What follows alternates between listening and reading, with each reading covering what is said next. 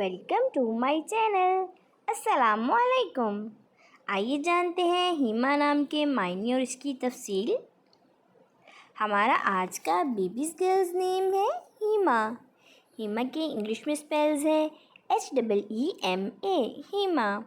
ये एक Islamic name है और लड़कियों के लिए रखा जाता है ये नाम। इस नेम के मायने हैं मेहमान, काबिले इज़्ज़त, हीमा। इस नेम की तफसील है हीमा चौधरी, हीमा अहमर। इस तरह से हम ये नाम रख सकते हैं। आप भी अपने नाम का मायने जानने के लिए कमेंट्स में अपना नाम लिखें और मायने जानिए। एंड अपने नाम की स्पेशल वीडियो बनवाने के लिए भी आप मेरे कमेंट बॉक्स में अपना नाम कमेंट कर सकते हैं। And please like the video, subscribe my channel. Okay dears, फिर मिलेंगे न्यू नेम न्यू वीडियो के साथ। अपना ख्याल रखिएगा, दुआओं में याद रखिएगा। अल्लाह हाफिज़।